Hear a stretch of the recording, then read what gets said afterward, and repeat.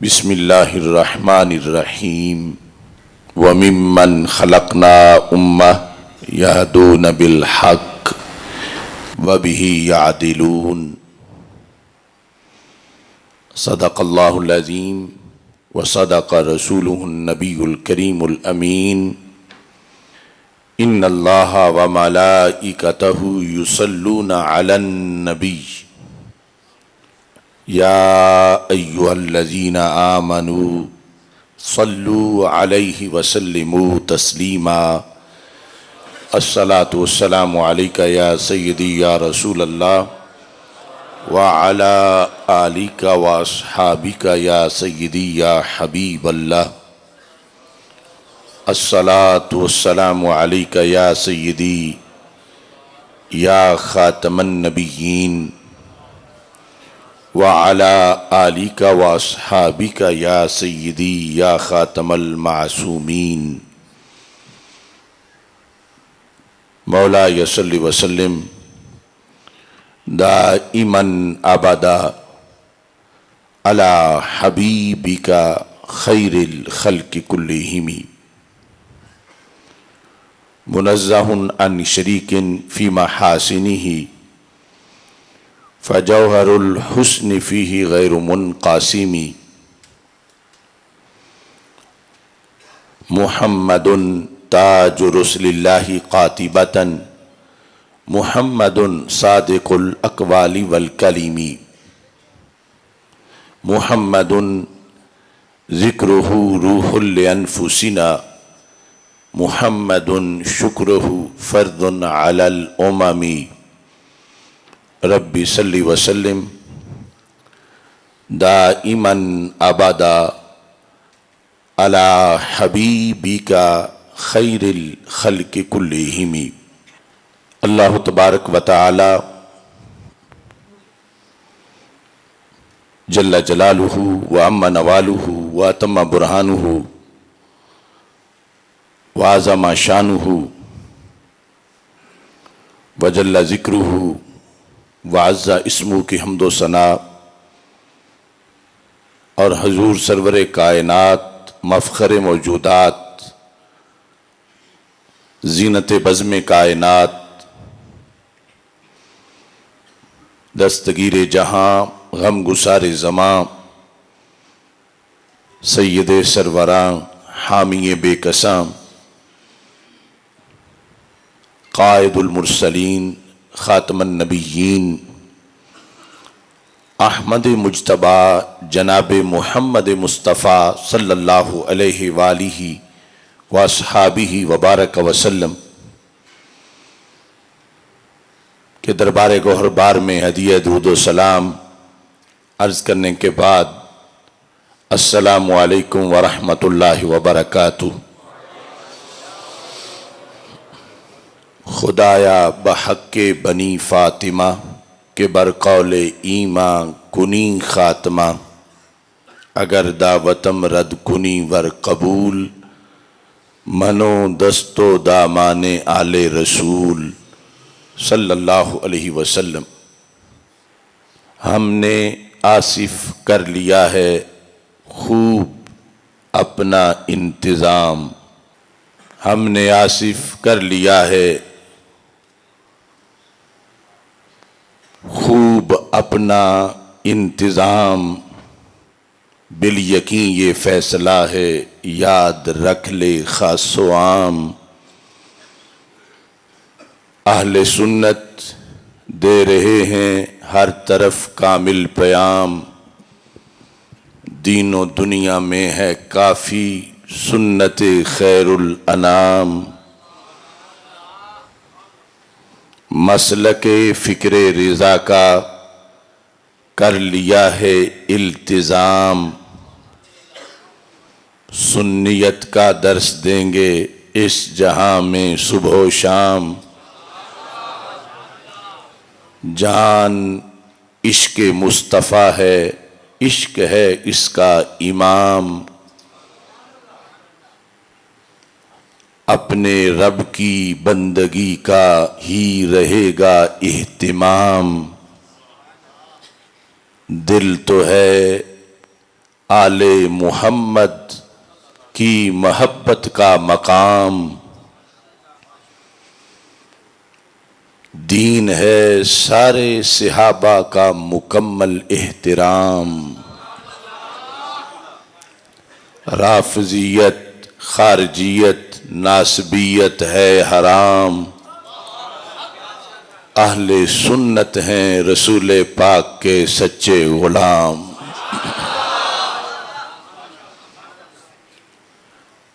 رب ذوالجلال کے فضل اور توفیق سے چیلیاں والا اسٹیشن کی سرزمین پر آج کی یہ محفل میلاد مصطفیٰ صلی اللہ علیہ وسلم فاضل محتشم حضرت صاحبزادہ سید محمد نقیب الحسن شاہ صاحب زیدہ شرفہ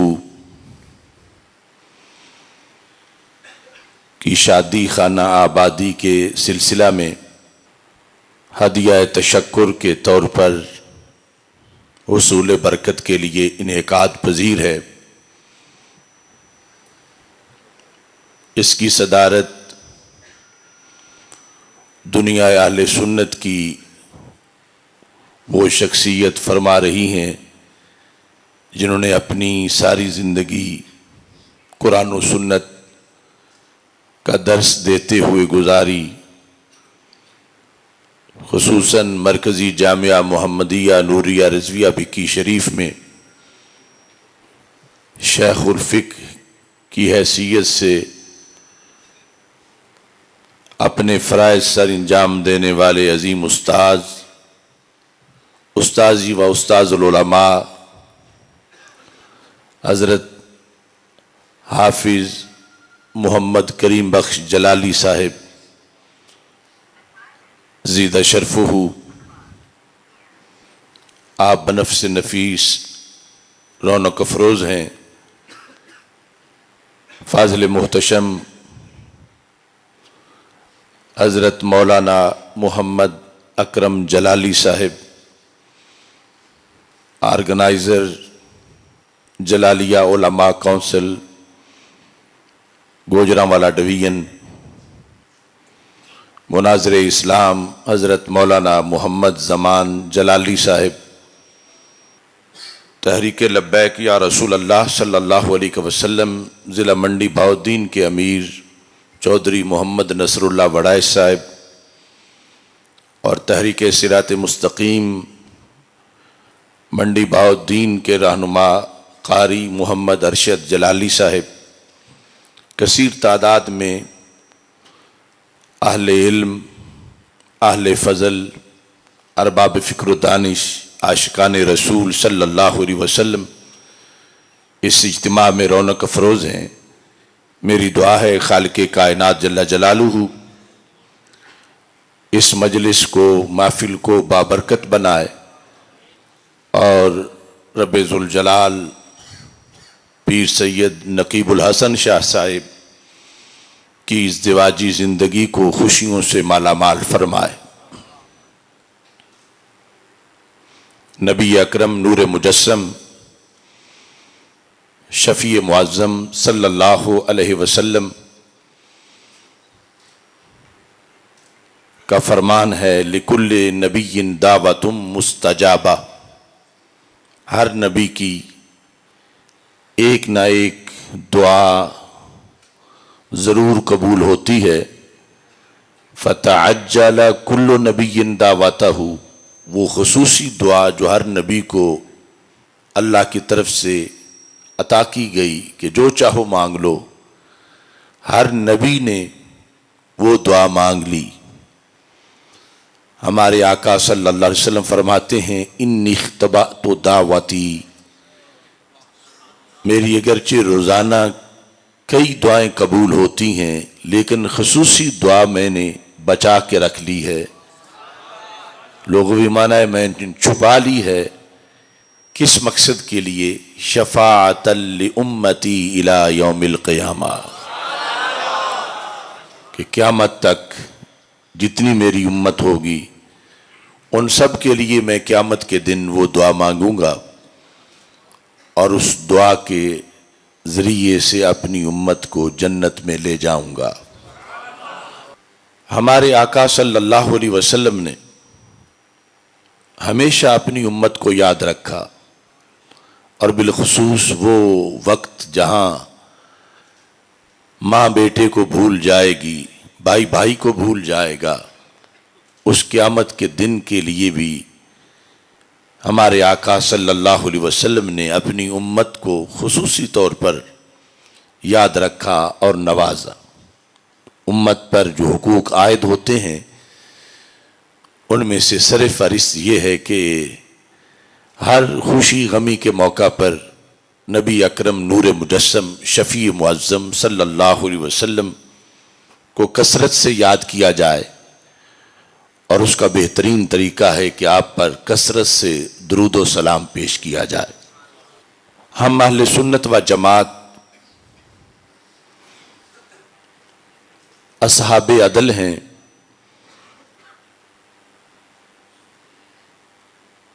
رب ذوالجلال کی توحید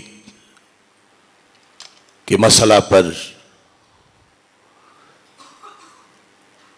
جہاں بہت سے لوگ اعتقادی ظلم کے مرتکب ہوئے، اہل سنت اللہ کے فضل سے ہمیشہ اپنے عقائد میں، عقیدہ توحید میں عدل پر قائم رہے۔ ایسے ہی عقیدہ رسالت صلی اللہ علیہ وسلم ہے۔ مختلف زمانوں میں، مختلف صدیوں میں کئی فرقوں نے طرح طرح کے اعتقادی ظلم کیے، لکھے عقیدہ رسالت کے لحاظ سے، مگر اللہ کا شکر ہے کہ اہل سنت و جماعت عقیدہ رسالت میں بھی ہمیشہ عدل پہ قائم رہے۔ ایسے ہی اہل بیت اطہار رضی اللہ تعالی عنہم کی محبت کے موضوع پر لوگوں نے تنقیس بھی کی، لوگوں نے غلو بھی کیا، مگر اہل حق اہل سنت و جماعت 14 صدیوں میں ہمیشہ اس موضوع پر بھی عدل پہ قائم رہے۔ صحابہ کرام رضی اللہ تعالی عنہم کی ذوات قدسیہ کے لحاظ سے ایک فرقہ تو معاذ اللہ تبرئ کرتا رہا، اور اس سلسلہ میں بھی خوارج اور نواسب کی طرف سے غلو کیا گیا، لیکن اہل سنت و جماعت ہمیشہ عدل پہ قائم رہے۔ قیامت کے دن پہلا پیپر عقیدے کا ہے، جو یہ پاس کر لے گا پھر اس کی نماز کا حساب ہوگا، پھر روزے کا، حج زکوٰۃ کا، اور جو اس میں فیل ہو جائے گا وہ جہنم میں بھیج دیا جائے گا، اس کی نماز، روزہ، حج زکوٰۃ اسے فائدہ نہیں دے سکیں گے۔ عقیدے کا پیپر پاس کرنے کے لیے جو مسلک لازمی ہے اس مسلک کو مسلک اہل سنت و جماعت کہا جاتا ہے۔ نبوت کے لحاظ سے جو عقائد ہیں، آج کی چونکہ یہ مختصر سی نشست ہے، میں صرف ایک عقیدہ اس کی وضاحت کرتے ہوئے اپنی گفتگو کو سمیٹوں گا۔ امام اعظم ابو حنیفہ نعمان بن ثابت رضی اللہ تعالی عنہ، جن کے مسلک پر ہم قائم ہیں، اور شرق و غرب کے مسلمان جمہور انہی کی فقہ کی اقتداء کرنے والے ہیں، آپ نے جو عمومی فقہ ہے اس کو فقہ اصغر کہا جاتا ہے، اور جو عقائد ہیں ان کو فقہ اکبر کہا جاتا ہے۔ تو امام اعظم ابو حنیفہ کی جو فقہ اکبر ہے اس کے اندر انبیاء علیہم السلام کے بارے میں جو آپ نے عقیدہ لکھا کہ عوام بھی اس عقیدے پر رہیں، خواص بھی اس عقیدے پر رہیں۔ فقہ اکبر میں اس میں آپ یہ فرماتے ہیں والانبیاء صلوات اللہ علیہم اجمعین کلہم منزہون عن الصغائر والکبائر والکفر والفواحش، کہ تمام انبیاء کرام علیہم السلام، ہر نبی اتنی اونچی شان والے ہیں کہ وہ پاک ہیں صغیرہ گناہ سے بھی اور کبیرہ گناہ سے بھی۔ عن الصغائر والکبائر، تمام انبیاء کرام علیہم السلام صغائر سے بھی پاک ہیں، کبائر سے بھی پاک ہیں، والکفر، کفر سے بھی پاک ہیں، والفواحش، اور ہر قسم کی فحاشی کے کاموں سے بھی پاک ہیں۔ اس کے بعد آپ فرماتے ہیں وَقَدْ كَانَتْ مِنْهُمْ زَلَّاتٌ وَخَطِیئَاتٌ، تمام انبیاء کرام علیہم السلام منزہ ہیں صغیرہ گناہ سے، کبیرہ گناہ سے، کفر سے، فحاشی سے، لیکن قد کانت منہم زلات و خطیئات، یہ عقیدے کا سبق ہے، یعنی مومن کو یہ معلوم ہونا چاہیے کہ ان میں سے بعض سے زلات ہوئیں و خطیئات، اور خطیئات کا صدور ہوا۔ یہ امام اعظم ابو حنیفہ رحمۃ اللہ علیہ نے فقہ اکبر میں لکھا، تابعین سے لے کر اب تک امت مسلمہ اس پر قائم رہی کہ گناہ نہ صغیرہ ہے نہ کبیرہ ہے، لیکن زلات ہیں۔ زلات کا معنی لغزش، پھسلن، اور آگے لفظ ہے خطیئات۔ خطیئات خطیہ کی جمع ہے۔ پہلے واضح کر چکے ہیں کہ ذنب نہیں، نہ صغیرہ ہے نہ کبیرہ ہے، انبیاء پاک ہیں، صغیرہ سے بھی پاک ہیں، کبیرہ سے بھی، مگر خطیہ سے پاک نہیں۔ وَقَدْ كَانَتْ مِنْهُمْ زَلَّاتٌ وَخَطِیئَاتٌ، یہ جو انہوں نے سب کے لیے عقیدہ لکھا۔ اب یہاں لفظ خطیہ جو ہے اس نے یہ معین کر دیا کہ ذنب نہیں، وہ انبیاء کا کوئی ذنب نہیں، نہ صغیرہ گناہ ہے نہ کبیرہ گناہ ہے، مگر ان کی زلات بعض سے صدور ہوا ان کا، اگرچہ وہ ہم یہی کہیں گے کہ خلاف اولا ہے، اور خطیئات یہ کہ جس کو خطا اجتہادی کہتے ہیں۔ یہ امام اعظم ابو حنیفہ رحمۃ اللہ علیہ نے جو عقیدے میں لکھا، تو آج تک اس پر کسی نے امام اعظم ابو حنیفہ کی گرفت نہیں کی کہ وہ غلط لکھ گئے، یا یہ اہل سنت کا عقیدہ نہیں، یا اس وجہ سے وہ اہل سنت سے خارج ہو گئے، یا اس وجہ سے امام اعظم ابو حنیفہ معاذ اللہ گستاخ ہو گئے۔ یہ انہوں نے نبیوں کے لیے لکھا۔ اب نبیوں سے نیچے کسی کو اگر نبیوں کے برابر مانے تو پھر بھی کفر ہے، اور نبیوں سے بلند مانے تو پھر بھی کفر ہے۔ تو اس سے اہل سنت کا یہ عقیدہ امام اعظم ابو حنیفہ رحمۃ اللہ علیہ کے لحاظ سے ساری امت کا یہ واضح ہوا کہ لفظ خطیہ یا خطا کی نسبت اگر نبی کی طرف ہو جائے کسی کی زبان سے تو کفر بھی نہیں، توہین بھی نہیں، بلکہ یہ اعتقاد ہے اہل سنت کا۔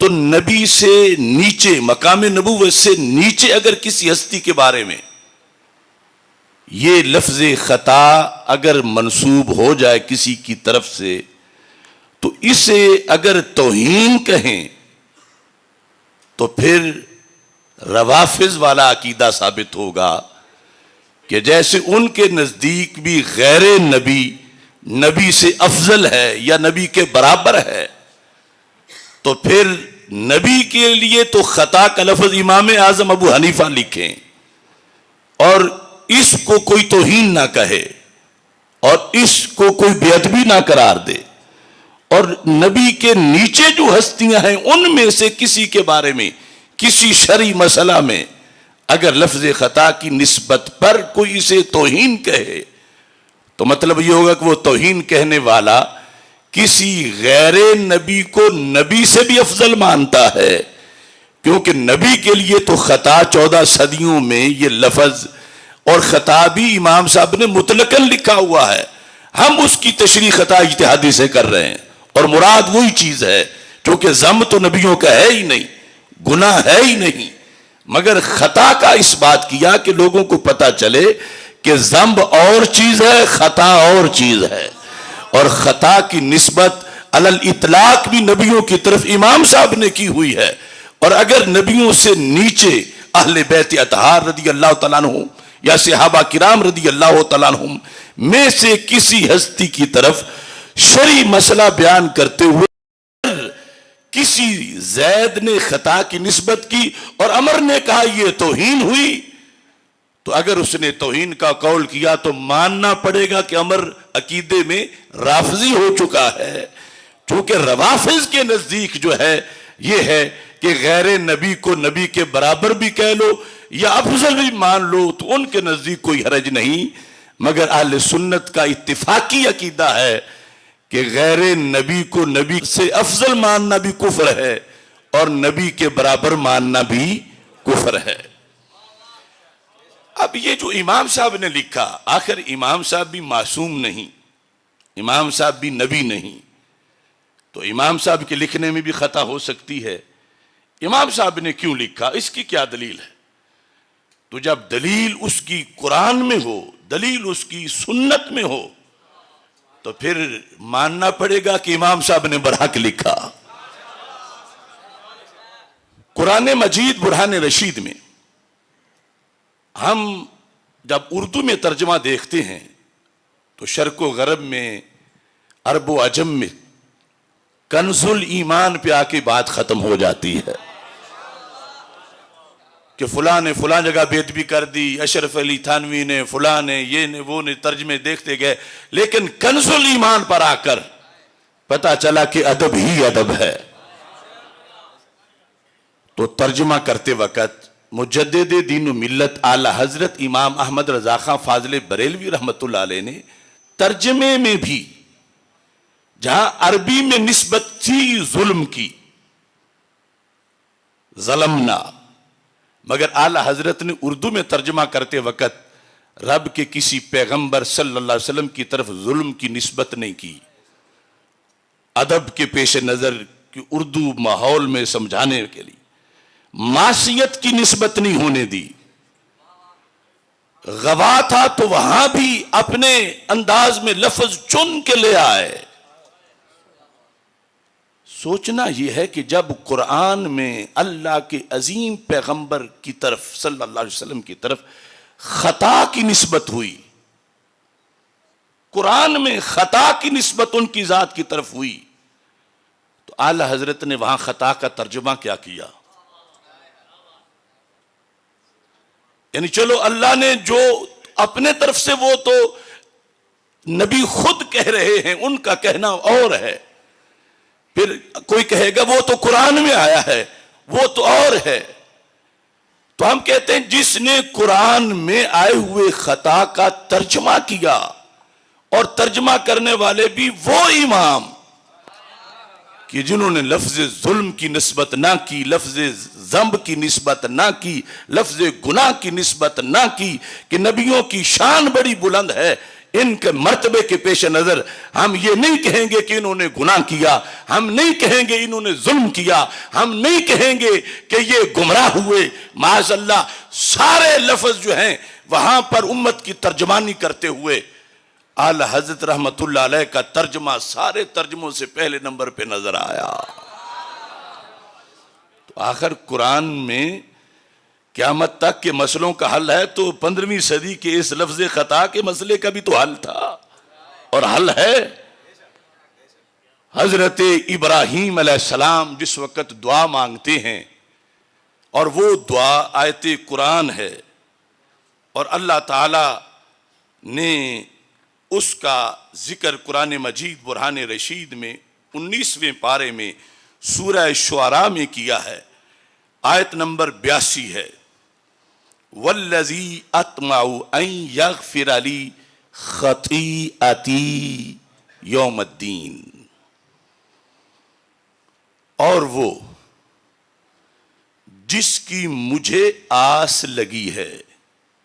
یہ حضرت ابراہیم علیہ السلام کہہ رہے تھے اللہ کے بارے میں، وہ کیا کرے گا جس کی مجھے آس لگی ہے، وہ اللہ میرے ساتھ کیا کرے گا؟ ان یغفر لی خطیئتی،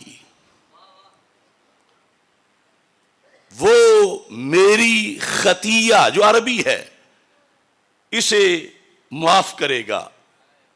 اب اعلی حضرت نے یہ اردو والوں کو بتانا تھا کہ میں ایک لفظ کی نسبت کرنے لگا ہوں نبیوں کی طرف، اور اسے توہین نہ سمجھنا، اور اس کا متبادل مجھے کوئی نہیں ملا کہ میں وہ لفظ لکھتا۔ اور اعلی حضرت تو پی ایچ ڈی سے بھی بڑی ڈگری رکھتے ہیں ادب میں، وہ جو نبیوں کا ادب ہے، ولیوں کا ادب ہے، آداب رسالت ہیں، یعنی آپ نے سمجھا کہ اگر لغزش سے ترجمہ کروں تو اس سے بھی مناسب اور لفظ ہوگا۔ تو خطیئہ کا ترجمہ کیا کیا؟ اب ایک لفظ کی نسبت ہونے لگی ہے نبیوں کی طرف، اور نبیوں میں عظیم نبی حضرت ابراہیم خلیل اللہ علیہ السلام کی طرف۔ ظاہر ہے کہ اس لفظ کی نسبت اگر حضرت ابراہیم کی طرف اعلی حضرت کر دیں اور توہین نہ ہو، تو پھر نبیوں کے نیچے کسی ذات کی طرف اگر شرعی مسئلے میں اسی لفظ کی نسبت ہو تو پھر توہین، سارے بولو توہین، توہین، بے ادبی۔ تو اعلی حضرت فرماتے ہیں وَالَّذِي أَطْمَعُ أَن يَغْفِرَ لِي خَطِيئَتِي یوم الدین، اور وہ جس کی مجھے آس لگی ہے کہ میری خطائیں قیامت کے دن بخشے گا۔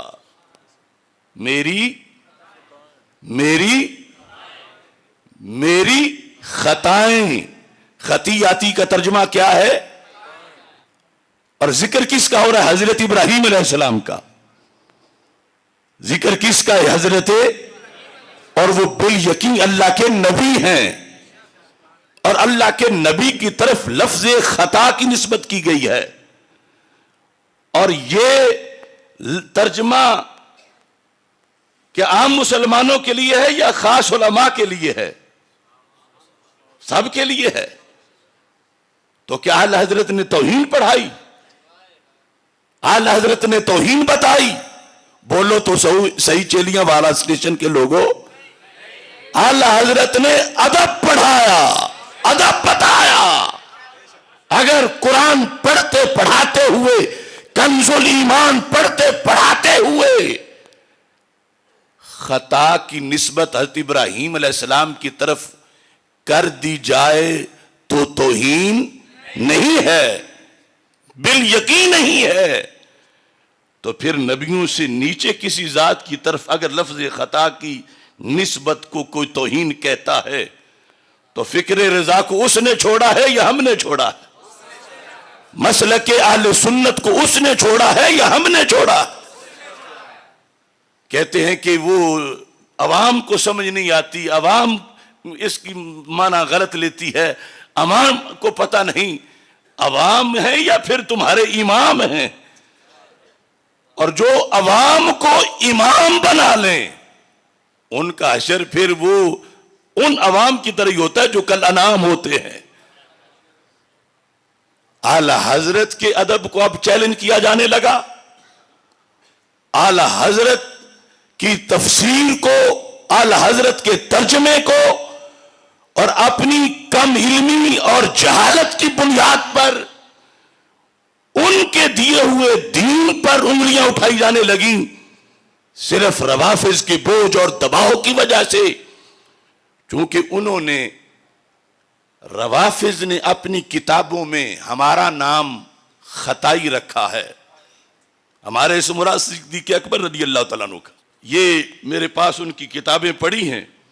हजरत सिद्दीक़ अकबर रज़ी अल्लाह तआला अन्हु, हजरत सिद्दीक़ अकबर, हजरत फारूक आजम, हजरत इमाम बुखारी और हजरत इमाम मुस्लिम, इन सारे इमामों के लिए वो लफ्ज खताई इस्तेमाल करते हैं। क्यों कि इन्होंने नबियों की तरफ लफ्ज खता की निस्बत की है।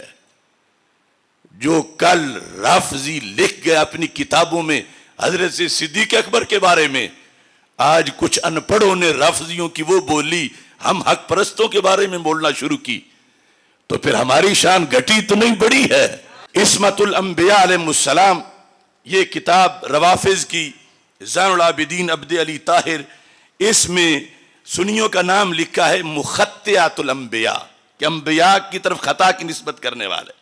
और कहा ये बेअदब लोग हैं माअज़ल्लाह, ये मुखत्तिया हैं, ये खताई हैं। ऐसी हवा चली कि जो उनकी बोली थी वो कुछ हमारे अपनों ने बोलना शुरू कर दी। उन्होंने बुखारी को खताई कहा, मुस्लिम को खताई कहा, इब्ने माजा को कहा, इमाम राजी को कहा, इमाम सुयूती को कहा। ये सब के हवाले इसमें लिखे हुए हैं, सफ़ा नंबर 84, 74 पर, 75 पर, 78 पर, 79 पर, कि ये लोग चूंकि नबियों की खता को जायज समझते हैं, लिहाजा ये खताई हैं। तो जिस बेस पे कल के रवाफिज ने अहले सुन्नत को, अहले सुन्नत के इमामों को कोसा, आज अनपढ़ों को यह समझना आई कि हम उनकी बोली बोल रहे हैं। उन्होंने तो बोलनी थी। वो जब हजरत सिद्दीक़ अकबर के खिलाफ बोलते हैं, मैं और तुम, हम किस खेत की मूली है कि हमारे खिलाफ नहीं बोलेंगे। और हमें यह पसंद भी नहीं कि उन्हें तो गाली दें, हमें ना दें।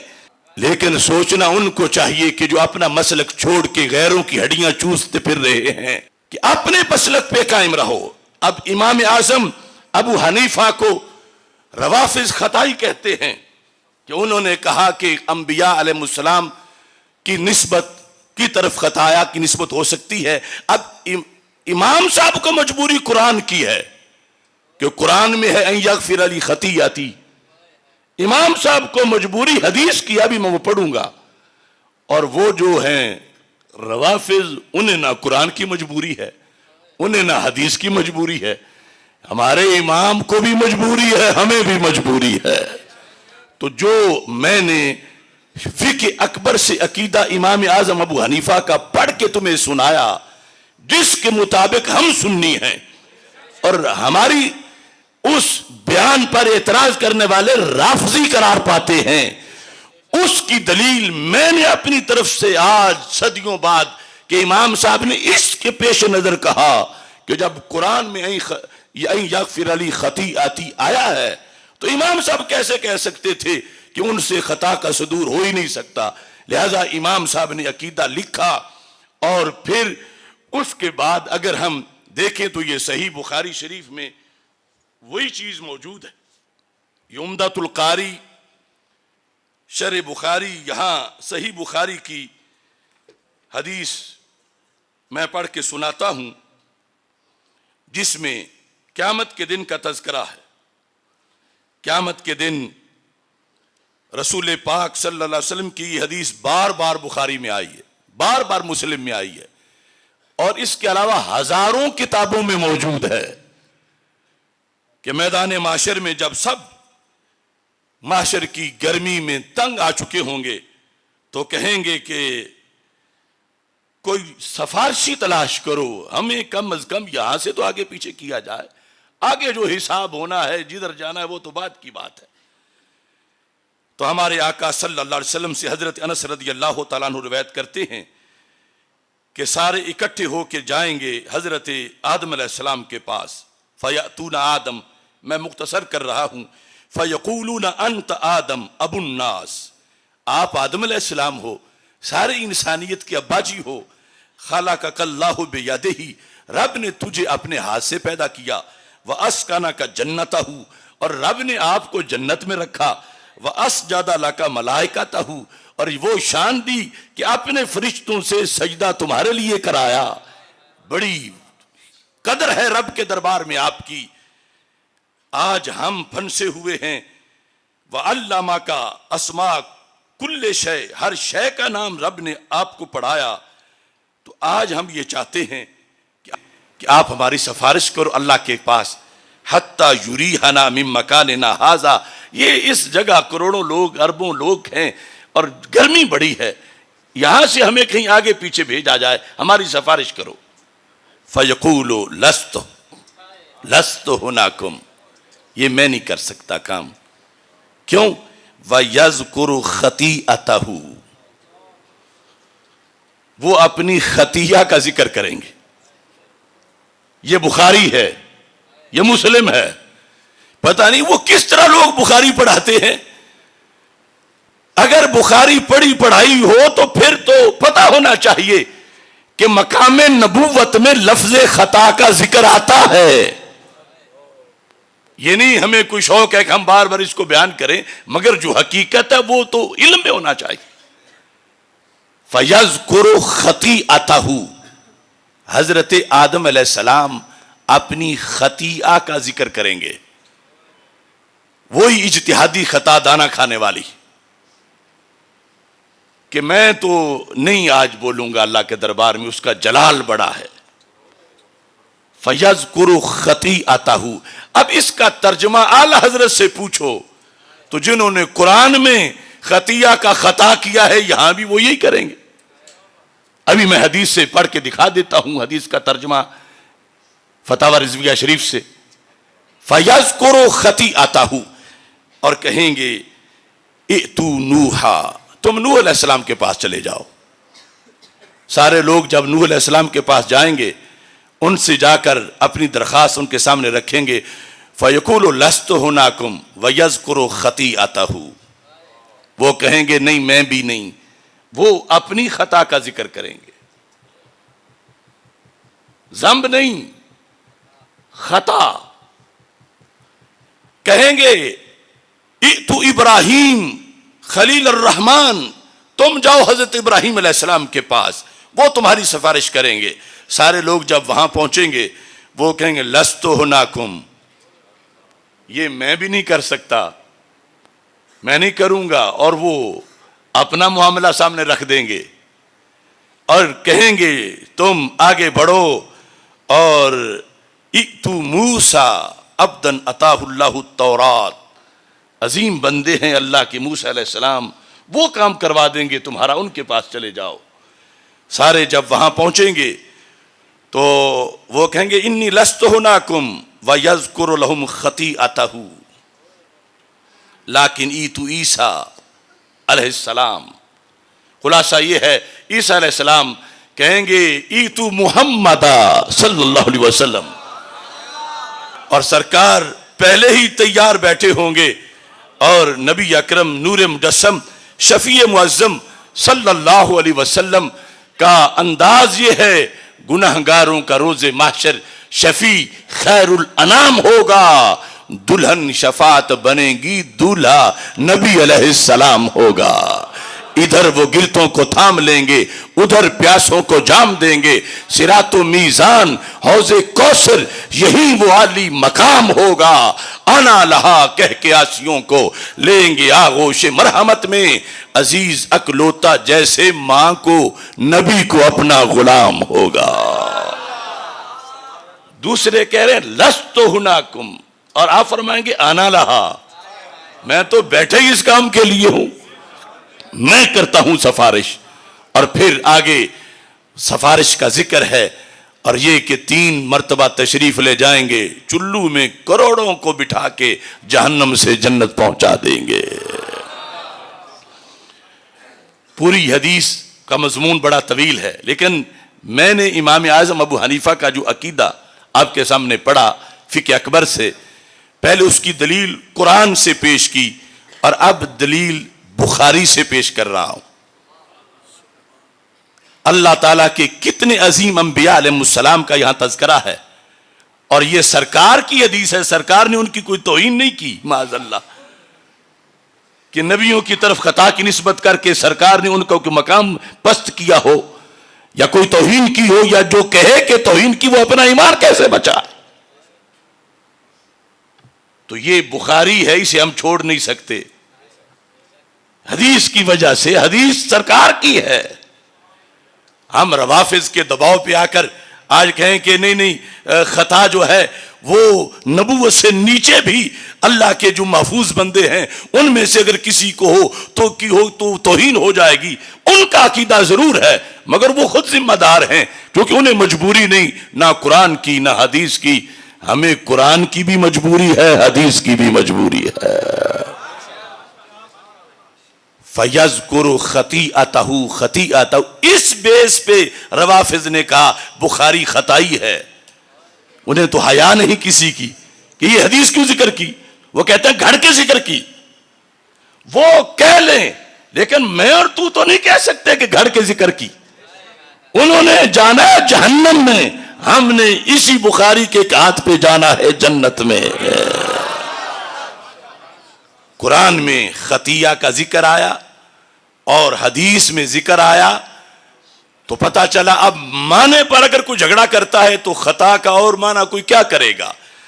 میں نے اعلیٰ حضرت سے کروا دیا، اپنے گھر میں کنز الایمان سے دیکھ لو 19ویں پارے میں خطائیں کا لفظ، اور حدیث کا دیکھنا ہے تو پھر فتاوی رضویہ شریف میں حدیث کے تراجم جو جہاں موجود ہیں، یہ 30ویں جلد فتاوی رضویہ شریف کی ہے، یہاں 186 صفحے پر حدیث کا ذکر ہے، لما اقترف آدم الخطیئۃ، وہی جس کا ذکر بخاری میں ہے کہ میں نہیں سفارش کروں گا کہ میری یہ خطیہ ہے، یذکر خطیئتہ، وہ حدیث لما اقترف آدم الخطیئۃ، اقتراف کا مطلب ہے ارتکاب کیا۔ اب خطیہ کا معنی کیا کریں؟ تو یہ فتاوی رضویہ میں لکھا ہے یعنی آدم علیہ السلام نے خطا کا ارتکاب کیا۔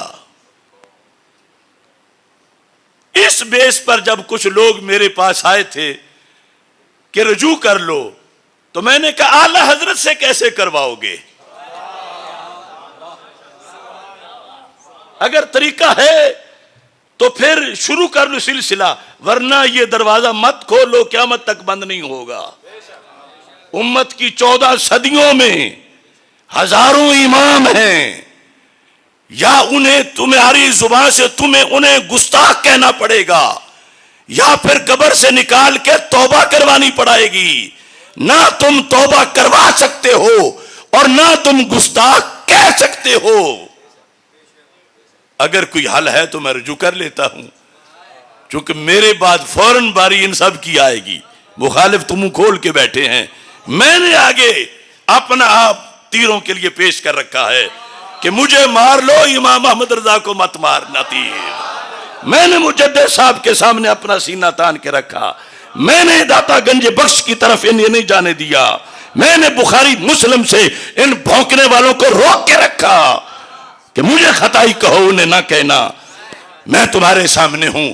میں نے تو یہ جنگ لڑی، میں نے کہا اس کا جواب دو، اور آج بھی قرض ہے لوگوں پر کہ لوگ تو پوچھیں گے کہ اگر جلالی گستاخ ہے تو پھر یہ کہاں کا ادب ہے؟ انہوں نے تو غیر نبی کو کہا، انہوں نے نبی کو کہا۔ ان کی توبہ ثابت کرو کہاں اس سے رجوع کیا تھا، اور اگر نہیں کر سکتے تو پھر مانو کہ گستاخ ہیں۔ تو کیا ایسا دروازہ کھل جاتا کہ ساری امت ہم اپنے اکابر گستاخ بنوا لیتے؟ ہم نے جیلیں کاٹ لی ہیں مگر اپنے اکابر کا جھنڈا نیچے نہیں آنے دیا اللہ کے فضل سے۔ اور دلیل ہے، جیے تو دلیل کے ساتھ کوئی جیے، لائیں اس کا جواب۔ قیامت آ سکتی ہے، سورج مغرب سے طلوع ہو سکتا ہے، ان لوگوں میں کسی کے پاس سنی مسلک پہ قائم رہ کے دلیل نہیں ہے. ہاں رافضی بن کے ہے مگر وہ تو جہنمی بننا ہے. دلیل دیتے دیتے اگر جہنمی بن جائے تو اس دلیل کا کیا فائدہ. تو یہ امام اعظم ابو حنیفہ رحمت اللہ علیہ کا ایک قول میں نے اس کی دلیل تمہارے سامنے نبوت کے عقیدے کے لحاظ سے قرآن سے بھی رکھی اور حدیث سے بھی رکھی. اور اتفاق یہ ہے کہ میرے پاس بہت سی شروحات ہیں. یہ کتاب مجھے میرے استاد صاحب نے تحفے میں دی ہے, عمدۃ القاری جی, استادوں کی شرح بخاری جو آپ مطالعہ فرماتے رہے ہیں زندگی بھر. آج میں اسی سے دیکھ کے یہ حوالہ پیش کر رہا ہوں. اب ایک دوسری حدیث ہے. مجھے حیرانگی ہے کہ لوگ کیوں نہیں علم کی طرف آتے اور اپنا فیصلہ, جب یہ دعویٰ ہے کہ ہم نظام مصطفیٰ صلی اللہ علیہ وسلم والے ہیں تو یہ مسئلہ بھی تو سرکار کے دربار میں رکھنا چاہیے. اللہ کے رسول صلی اللہ علیہ وسلم کا اس کے بارے میں کیا حکم ہے, کیا فیصلہ ہے.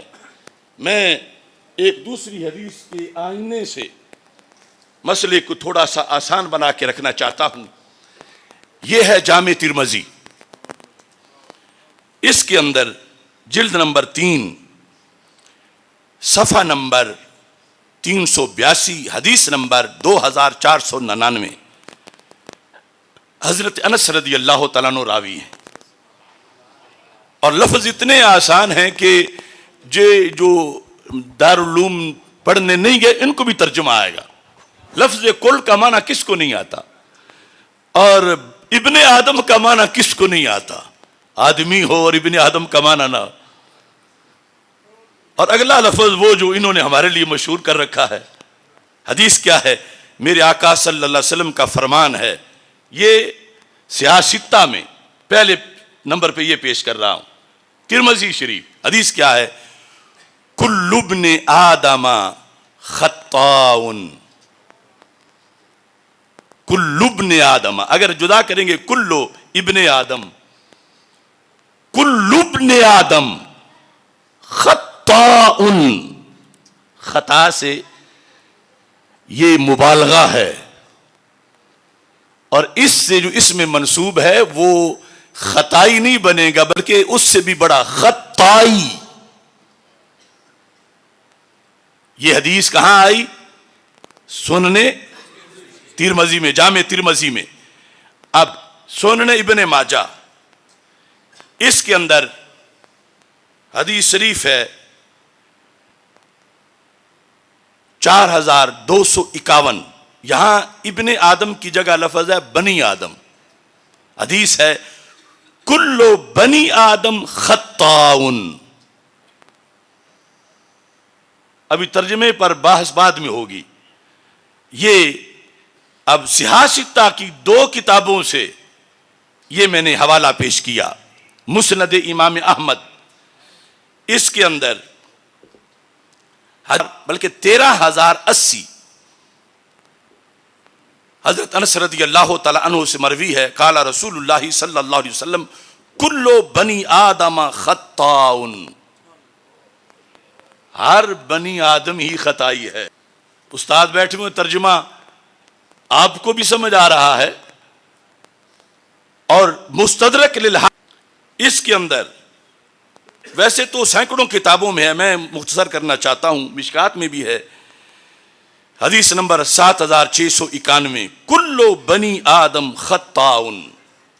یہ ساری میں نے کتابیں کھول کے رکھ کے سامنے حدیث پڑھ دی ہے کہ اللہ کے رسول صلی اللہ علیہ وسلم کا فرمان ہے کلو بنی آدم, ہر بنی آدم کیا ہے؟ خطا ہے. ہر بنی آدم. اور اس میں جب اس میں منسوب بنائیں گے ہوگا خطائی ہے. اب جو لوگ روافض کی تو بات چھوڑو, وہ تو اس لسٹ میں ہی نہیں کہ جنہیں کوئی جنت کا سبق دیا جائے ان کے تالے لگے ہوئے ہیں. یہ جو نیا ٹولہ بن رہا ہے ان کی محبت میں. اگر تمہیں کوئی تانا دے، او آدمی، او آدم کے بیٹے، او بندے دے پترا، آدمی، تو تم کہو گے کہ تو نہیں آدمی، تو کسی اور نسل کا ہے. جب حدیث کہتی ہے کہ جو بھی ابن آدم ہے وہ خطائی ہے، تو جو ہمیں خطائی کہتے ہیں خود کس نسل کے؟ ہمیں تو ہمارے نبی علیہ السلام نے فرما دیا، چونکہ ہم ابن آدم ہیں، ہم ابن آدم ہیں اور ہم خطائی ہیں، چونکہ جو بھی ابن آدم ہے وہ خطائی ہے. یہ حدیث ترمذی میں آئی ہے اور میں نے پڑھ کے سنائی ہے. اسے سمجھنے میں بھلائی ہے، جو نہیں سمجھیں گے ان کی رسوائی ہے. اگر پنجابی میں کہوں جیڑا بھی بندے دا پتر ہے وہ خطائی ہے، تو سن آ کے یہ خطائی نے خود کی دسنا چاہتے ہیں، جو کہ بندے دا پتر تے خطائی ہے. سرکار فرما رہے ہیں کلو بنی آدم یا کلو ابن آدم، کم از کم یہ جس نام پہ درس بنا کے بیٹھے ہیں یہ لوگ، کوئی شرع تو دور متن ہی پڑھ لیا کریں یہ، اور کم از کم چاچی نے تانا دینے کا بھی آ جائے. تانا یہ دے رہے ہیں کہ یہ لوگ جو ہیں یہ خطائی ہیں، یہ خطائی ہیں. سرکار فرماتے ہیں جو بھی نسل آدم میں ہے وہ خطائی ہے. پھر ان کی گالی کہاں گئی؟ چونکہ یہ جب یہ ایسا کہہ رہے ہیں تو یہ تصور دیتے ہیں ہم ایسے نہیں ہیں، تو پھر بندے دے پتر ہی نہیں ہے، چونکہ یہ بندے دا پتر ہے وہ تے خطائی ہے. قیامت تک مجھے جواب دیں یہ لونڈے. یہ وبال ہے ان پر. تیرے در سے جو یار پھرتے ہیں در بدر یوں ہی خار پھرتے ہیں. یہ روافظ کے گھروں کے چکر لگانے والے، ان کے گھر میں بیٹھ کے قورمے کھانے والے، اب مجدد والی روب دھمک نہیں رہی. دیکھا مینار پاکستان کے جلسے پہ ایک رات پہلے جو روافظ نے کانفرنس کی، سنی ہے نا تم نے؟ سنی ہے نا؟ وہ عام چل رہی ہے. وہ کہہ رہے تھے یہ جلالی جو ہے اس کے پیر کے بیٹے تو ہمارے گھر آئے کہ ہم نے اس کو جلالیت سے نکال دیا ہے. تو میں نے کہا جو جعلی جلالیت ہے وہ تمہارے گھر آنے والوں کی ہے، اور جو جلال الدین شاہ والی جلالیت ہے وہ مینار پاکستان پہ تمہارے سینے پہ چڑھ کے بیٹھے ہیں.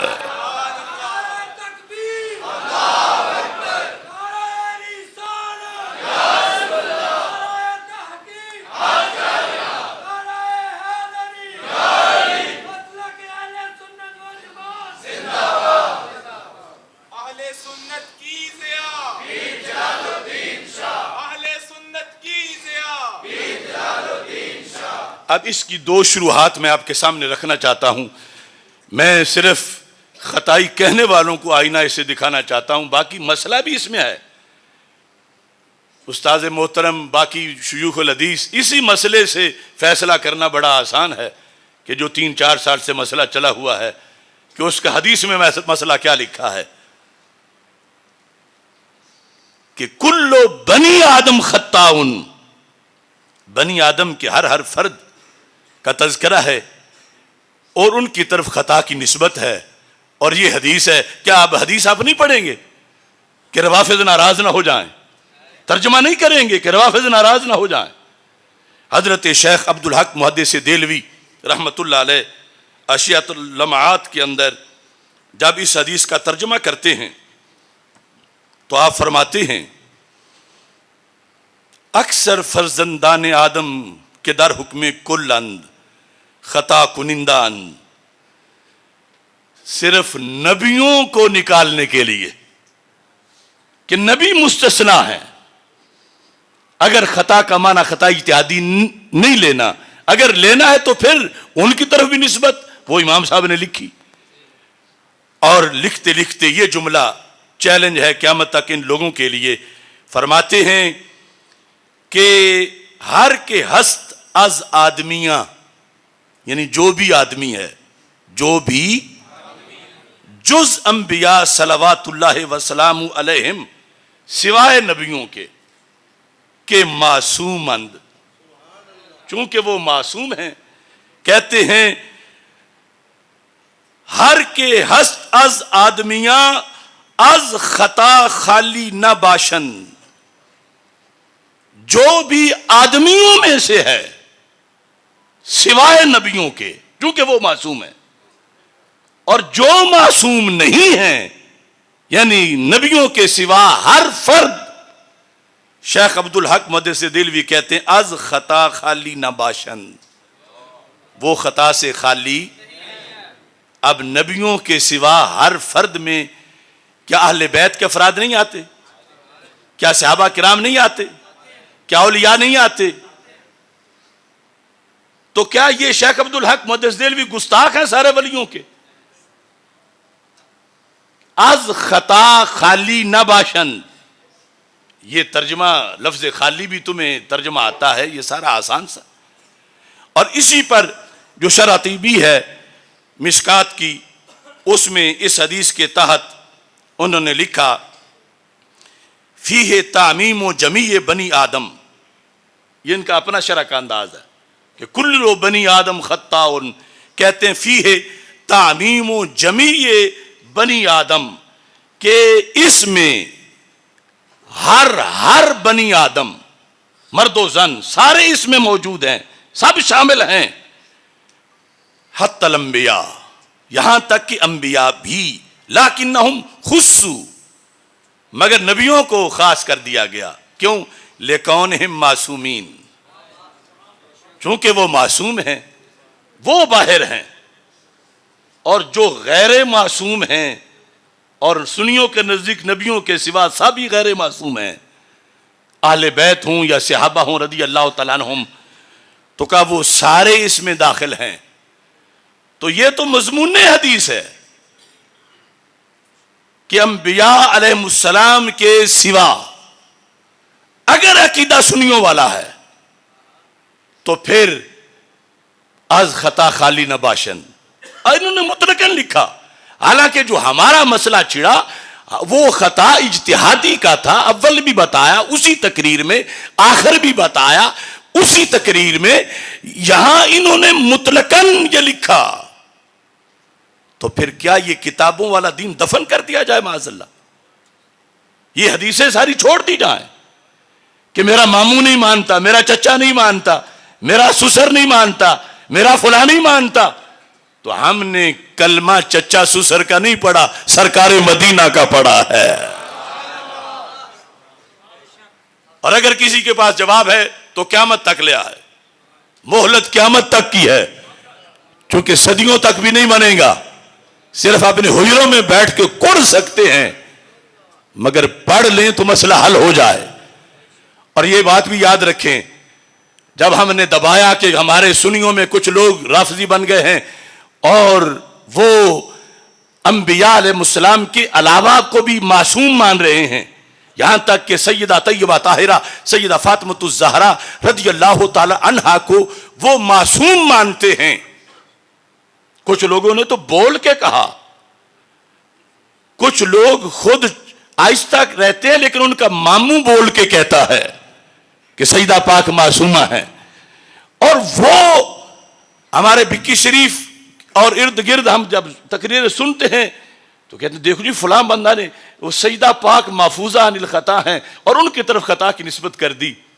ان پڑھوں کو اتنا نہیں پتا کہ محفوظ کا مطلب ہی یہ ہوتا ہے کہ جس سے خطا کا صدور تو ہو مگر وہ باقی نہ رہے۔ یعنی کچھ تو مانتے ہیں نا کہ لفظوں میں معصوم، کچھ محفوظ بول کے معصوم مانتے ہیں، یعنی محفوظ کی ڈیفینیشن آج تک نہیں آئی کہ محفوظ جب اللہ نے حفاظت کر رکھی ہے تو پھر ان سے گناہ کا صدور ہو ہی نہیں سکتا، پھر خطا کا صدور ہو ہی نہیں سکتا، حالانکہ جو معاملہ تھا وہ خطا اجتہادی کا تھا۔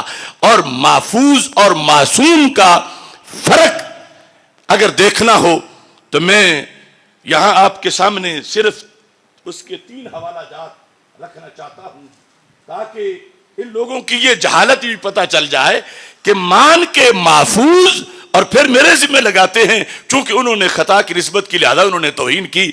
حالانکہ محفوظ کی طرف خطا کی نسبت توہین کب بنے؟ جب حدیث میں معصوم کی طرف بھی، آیت میں معصوم کی طرف بھی ہے اس اجتہادی کے لحاظ سے، تو محفوظ کی طرف کیسے بنے؟ اور پھر محفوظ کا تو تعریف ہی یہ ہے، فرق یہ ہے معصوم اور محفوظ میں. اب دیکھو المعتمد فی المعتقد جو طور پشتی کی یہ تصنیف ہے، فضل اللہ طور پشتی، انہوں نے یہ واضح طور پر اس میں لکھا. چونکہ ان لوگوں نے خود تو مطالعہ کرنا نہیں، میں آسانی کے لیے صفحہ بھی دکھا رہا ہوں اور اس کا مطلب بھی بتا دیتا ہوں. صفحہ نمبر ہے 72. ولی محفوظ باشد از گناہ. یہی عقیدہ نا سنیوں کا. ولی کیا ہوتا ہے؟ گناہ سے کیا ہوتا ہے؟ اور نبی کیا ہوتے ہیں؟ معصوم.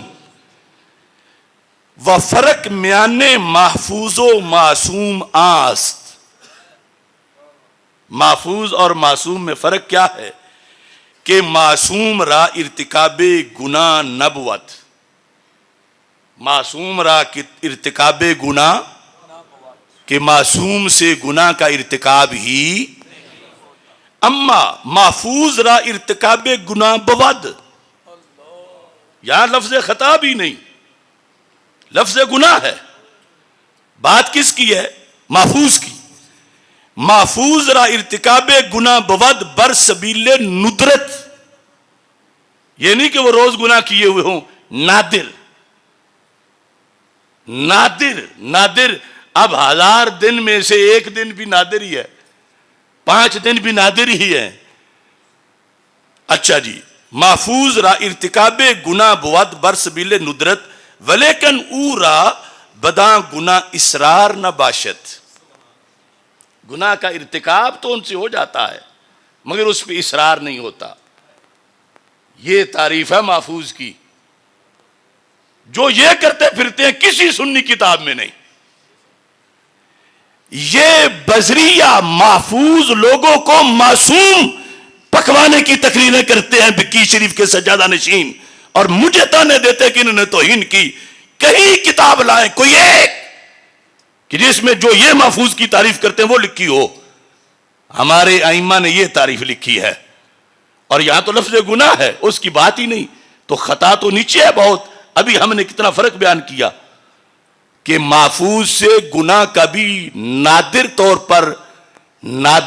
پر صدور ہو سکتا ہے، مگر ہم جیسے جو ہیں وہ کیا ہیں، بار بار کرتے رہتے ہیں. اور جو محفوظ ہیں، ولی ہیں، وہ کیا کرتے ہیں؟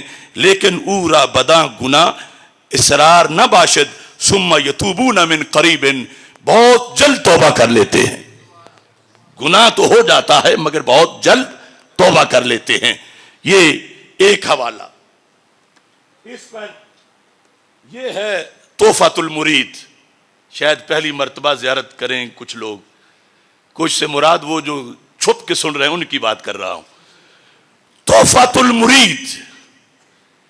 تحفۃ المرید شیخ ابراہیم بن محمد بن احمد شافی بیچوری، شرح جوہرات التوحید. اس تحفۃ المرید کے اندر بھی اس مسئلے کی بات کی اور فرق بتایا گیا. اس فرق کے لحاظ سے انہوں نے کہا کہ معصوم وہ ہوتا کہ جو اللہ اس کی حفاظت اس طرح کی کرتا ہے، اس کی بھی حفاظت اللہ کر رہا ہے مگر وہ حفاظت اور طرح کی ہے. محفوظ کی حفاظت اور طرح کی ہے. وہ ہمارے ایک پیر صاحب تھے بڑے گدی کے، جب وہ میرے خلاف اعلامیہ لکھ رہے تھے 3 سال پہلے، تو وہ کہنے لگے بھلا جب مانتے ہو کہ اللہ حفاظت کر رہا ہے تو پھر گناہ کا صدور کیسے ہو سکتا ہے؟ اللہ جب حفاظت کر رہا ہے. یعنی یہ ان ان پڑھوں نے محفوظ کوئی معصوم بنایا ہوا ہے. تو معصوم کی یہ تعریف ہے کہ حفظ اللہ للمکلف من الذنب مستحالت وقوعہ، کہ وہاں ذنب کا پایا جانا ہی محال ہے. معصوم وہ ہے، اس کی ایسی حفاظت ہے کہ وہاں ذنب کا پایا جانا ہی. اور جو محفوظ ہے حفاظت اس کی بھی ہے، مگر وہاں ذنب پایا جاتا ہے اور وہ پھر فوراً توبہ کر لیتے ہیں۔ اور جو بات ہے وہ تو ہے ہی ذنب سے بھی نیچے چیز کی، اور وہ خطا ہے، اور انہوں نے اس کو توہین بنایا ہوا ہے، جبکہ ان کی طرف جو قانون ہے اس کے مطابق ذنب کی نسبت بھی محفوظ کی طرف کر دی جائے تو پھر بھی توہین نہیں بنتی ان ائمہ کے اصول کے۔ اور پھر یہاں پر ایک اور حوالہ اس آپ کے سامنے رکھنا چاہتا ہوں، اسی موضوع ائمہ نے جو لکھا المنح القدسیہ علی الحکم العطائی، یہ بھی تصوف کی کتاب، الزام ہم پہ ہے کہ ہم نے تصوف کبھی پڑھا، یہ تصوف کی کتاب ہے، اور اس کے اندر یہ لفظ لکھے ہوئے ہیں 82 صفحے پر، الفرق بین المحفوظ والمعصوم۔ اب ہم تو کھیر پکا کے دے رہے ہیں، یہ ساتھ حوالہ تقریر کے نظر آئے گا، علیحدہ سکین کر کے دے دیں گے تاکہ کم از کم یہاں سے ہی پڑھ لیں اور اپنے عقیدے کو برباد نہ کریں، کیونکہ اگر لفظ کوئی اور رکھ کے حقیقت کسی میں کوئی اور مانی جائے تو حکم تو اس حقیقت پہ لگتا ہے، لفظ پہ نہیں لگتا۔ اب نبی والا سارا درجہ کو کسی میں مانے اور کہ میں اس کو نبی نہیں کہتا، ویسے سارے اختیار وہی ہیں اس کو، تو لازم آئے گا کہ اس نے غیر نبی کو نبی مانا ہوا ہے۔ اب غیر معصوم کو یہ معصوم مانے ہوئے ہیں اور کہتے ہیں ہم ان کو محفوظ مانتے ہیں، تو فرق پڑھو، فرق کیا ہے؟ الفرق بین المحفوظ والمعصوم ان المعصوم لا یلم بذنب البتہ، کہ معصوم ہستی گناہ کا یقینی قطعی طور پر ارتکاب کر ہی نہیں سکتی۔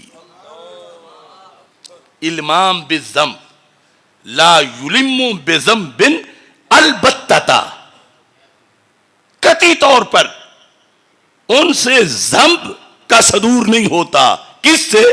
معصوم سے۔ کس سے؟ کم از کم آپ تو یاد کر لیں، کس سے ذنب کا ارتکاب قطعی طور پر نہیں ہوتا؟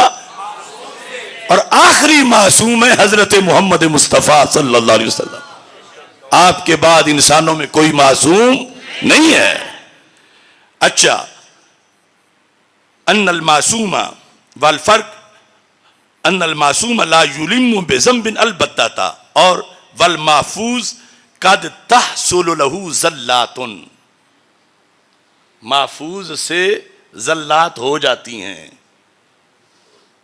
محفوظ سے زلات، لیکن لا یکون منہ اصرار، زلات ہو جاتی ہیں نادر طور پر مگر ان پر اصرار، بل یتوب من قریب، محفوظ ہستی بہت جلد توبہ کر لیتی ہے، لیکن یہاں زلات کا ارتکاب لکھا، زلات کا ارتکاب ان سے ہو جاتا ہے۔ اب یہ عجیب منطق ہے کہ دیکھو فلاں بندہ توہین کر رہا ہے، گستاخ ہے، کیا جرم ہے کہ اس نے ایک محفوظ ہستی کے بارے میں کہہ دیا کہ اس سے خطا ہو گئی۔ ارے محفوظ سے خطا ہونا یہی تو فرق ہے معصوم اور محفوظ میں، سمجھ آ رہی ہے نا؟ معصوم سے ذنب کا ارتکاب نہیں ہوتا، اور خطا اتحادی تو ان سے بھی ہو جاتی ہے، معصوم سے بھی۔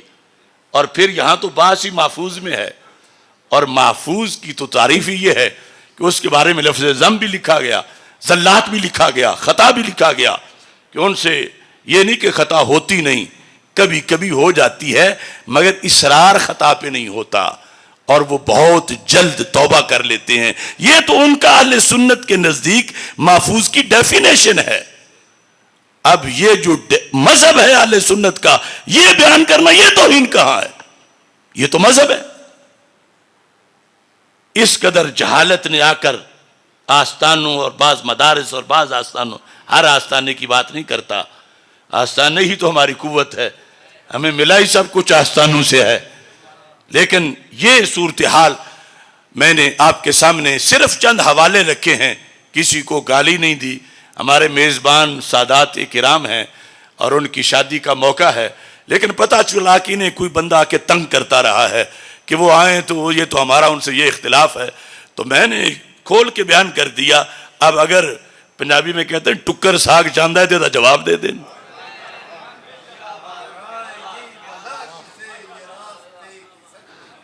یہ 2 دن 4 دن نہیں، سال کے بعد 2 سال بعد کتابیں لے آئیں. یہ نہیں کہ گالی دے جو کہ پورا والیوم مکمل کر دیں. تو یہ دین ہے ہمارا، اور ہم دین والے لوگ ہیں. دین کے سطح پہ دین کی دلیل کے ساتھ بات کی جائے. اور مسلک اب دیکھو، معصومیت کا جو مسئلہ ہے وہ معتمد میں لکھا ہے کہ اس کی آزمائشیں دنیا میں کم نہیں، بہت صدیوں میں اس کی ہلاکتیں پھیلی ہوئی ہیں. غیر معصوم کو معصوم مانا ہوا ہے، اور اس طرح ختم نبوت کا انکار کر رہے ہیں. قادیانیوں نے ایک مانا تھا کہ سرکار کے بعد بھی دین میں کمی کر سکتا ہے، وحی آتی ہے اس پہ. اور کچھ لوگوں نے 12 مانے ہوئے ہیں، اور اختیار ان کا پورا سرکار والا مانا ہوا ہے. ہمارے نزدیک میرے نبی علیہ السلام کے وصال کے بعد ایک بھی حدیث نبوی اب نہیں آ سکتی، وحی نہیں آ سکتی. کیوں نہیں آ سکتی؟ کہ آپ آخری معصوم ہیں. لہذا یہ کوئی آسان بات نہیں. اس لیے ہم سارے طوفانوں کے مقابلے میں ڈٹ گئے ہیں کہ کل قیامت کے دن پوچھا جائے گا بیٹھے تھے تم، ورنہ ہمیں ساری دنیا کے دورے اور کیا اب پابندیاں مجھ پر تو کیا میری تصویر پر بھی ہیں. نہ امریکہ میں گھس سکتی ہے، نہ برطانیہ میں جا سکتی ہے. جس کی تصویر پر اتنے پیرے ہوں، خود کتنے ہوں گے؟ صرف اسی لیے کہ ہم نے اس مسلک پہ کمپرومائز نہیں کیا. اور اسی پر آج اپنی بات ختم کر رہا ہوں.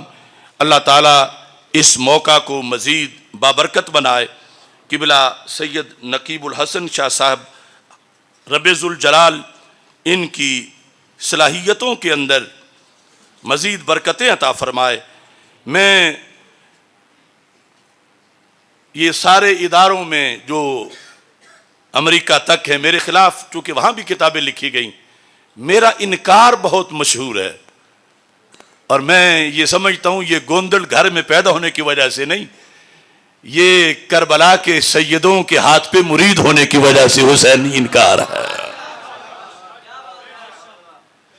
اس انکار کی بنیاد پر میں یہ کہتا ہوں اگر ہم عشق کی وادی کے 9 وارد مکی ہوتے، مرض بڑھنے سے پہلے ہی دعا تبدیل کر لیتے. نصاب عاشقی میں یہ روا ہوتا تو پھر ہم بھی گھٹن کے خوف سے آب و ہوا تبدیل کر لیتے. امریکہ برطانیہ والے کہتے ہیں پاکستان میں رہ کے زندہ کیسے ہو، اور ہم تجھے بلا نہیں سکتے، پھر ہم دعائیں دے سکتے ہیں. تو میں کہتا ہوں دعاؤں پر ہی بہت شکریہ.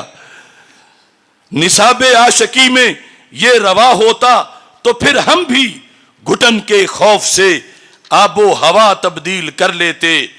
اگر مسلک میں تبدیلی روا ہوتی دباؤ میں تو شاید ہم بھی کچھ فکر رضا تبدیل کر لیتے. خطائے اجتہادی میں اگر بوئے گناہ ہوتی، تھوڑی سی سمیل بھی ہوتی گناہ کی اس لفظ میں، خطائے اجتہادی میں اگر بوئے گناہ ہوتی تو ہم فی الفور ہی لفظ خطا تبدیل کر لیتے. اگر موقف بدلتا فضل حق کا کالے پانی میں تو ہم بھی سختیوں میں راستہ تبدیل کر لیتے. اب ان سے کہتا ہوں اگر جا بیٹھنا تھا تم نے اب غیروں کی مجلس میں تو پہلے ہی اکابر کا پتہ تبدیل کر لیتے. اور یہ جو انکار ہے امام حسین رضی اللہ تعالی عنہ نے حسینیوں کو سکھایا، اور میں کہہ رہا ہوں کر رہے ہیں جو تجاوز، جو انصاف سے کر رہے ہیں بغاوت، جو اسلاف سے اہل سنت کے مسلک سے اوصاف سے، ایسے پیران کو، ایسے انسان کو میں نہیں مانتا. میں نہیں مانتا. جس میں سچے عقائد سے انکار ہو، جھوٹ کی، لغو و باطل کی پرمار ہو، جس کے قائل پہ لعنت کی پھٹکار ہو، ایسی تحریر کو، ایسی تقریر کو میں نہیں مانتا. میں نہیں مانتا. کس لیے میں ڈروں جھوٹے افکار سے کس لیے میں رکوں حق کے اظہار سے، میں حسینی ہوں کہہ دو یہ اغیار سے، گونگے کردار کو دور معیار کو میں نہیں مانتا، میں نہیں مانتا، جو ہیں لا تکتمو کو بلائے ہوئے، لا تکتمو شہادہ، قرآن کہتا ہے گواہی مت چھپاؤ۔ ہمارے بہت سے حضرات ہیں وہ کہتے ہیں سچے ہو مگر ہم نے نہیں بولنا تمہارے حق میں، جو ہیں لا تکتمو کو بھلائے ہوئے، جو ہے اپنی گواہی چھپائے ہوئے، جو کتابوں میں ہے وہ دبائے ہوئے، ایسے حضرات کو، ان کے خطبات کو میں نہیں مانتا، میں نہیں مانتا۔ اب آپ سے کہتا ہوں، تو اگر اپنا مسلک عیاں نہ کرے، جان کے بھی حقیقت بیان نہ کرے، جو ہے دل میں وہ ورد زبان نہ کرے، ایسی تعلیم کو، ایسی تنظیم کو میں نہیں مانتا، میں نہیں مانتا۔